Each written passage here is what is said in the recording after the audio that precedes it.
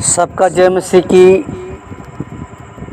प्रिय भाई बहनों, आइए हम परमेश्वर के वचन को पढ़ेंगे और ध्यान से सुनिए। पहला थिस्सलुनीकियों की पुस्तक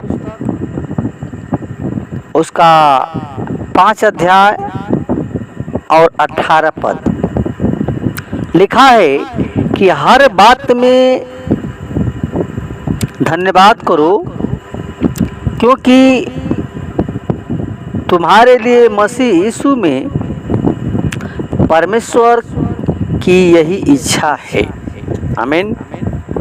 प्रिय भाई बहनों, परमेश्वर को प्रिय दास पौलुस कहता है कि हर बात में, हर परिस्थिति में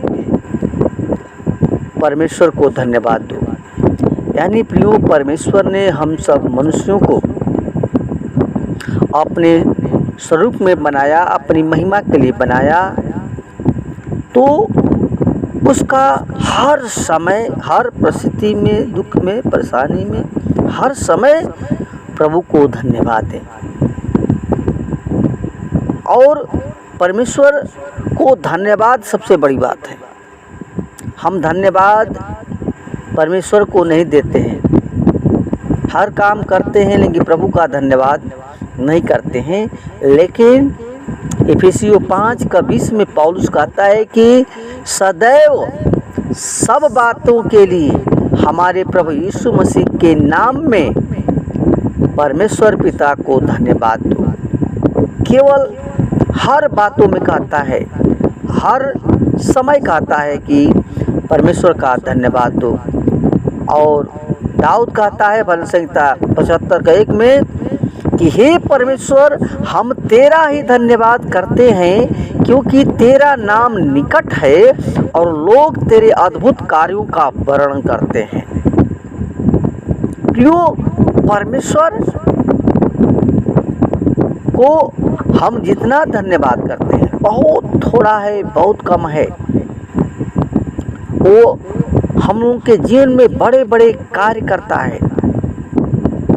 और भजन संहिता 104 में 104 पद में कहता है कि धन्यवाद का अर्थ हमारे लिए किए गए हैं उपकारों के प्रति आभार प्रकट करना, उसे धन्यवाद दो और उसके नाम को धन्य कहो, उसके नाम को धन्य कहो।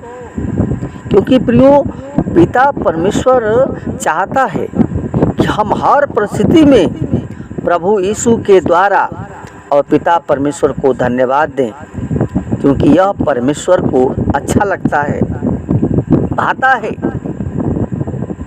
क्योंकि स्वर्ग में भी लाखों स्वर्गदूत ऊंची आवाज से यही कह रहे थे, प्रकाशित वाक्य 5:12 में, कि वध किया हुआ मेमना अर्थात प्रभु यीशु मसीह सामर्थ, धन, बुद्धि, शक्ति, आदर, महिमा और धन्यवाद के योग्य है।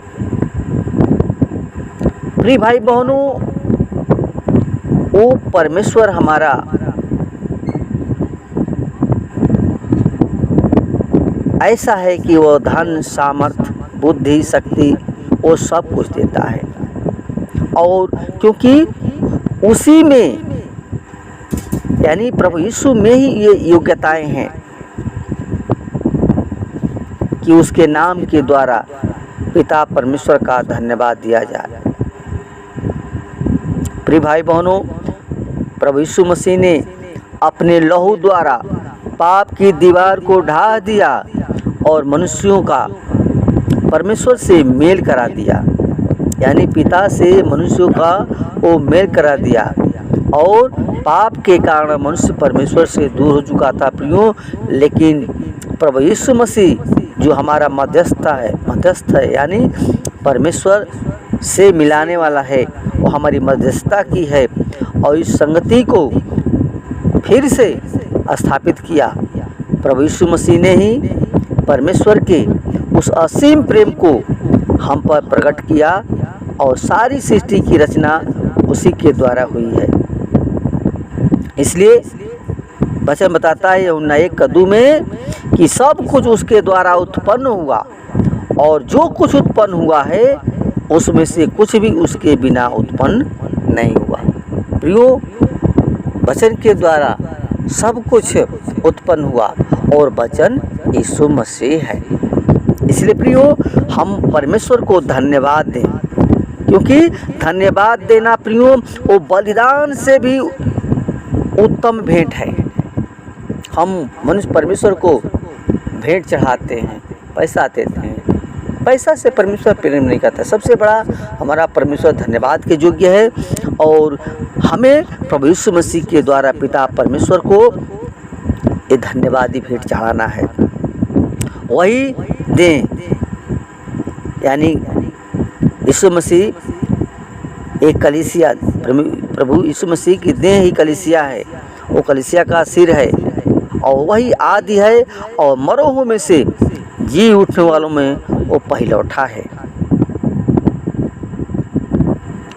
जिसमें कि सब बातों में उसी को प्रथम स्थान मिले और पिता को यही भाया कि संपूर्ण परिपूर्णता उसी में वास करे।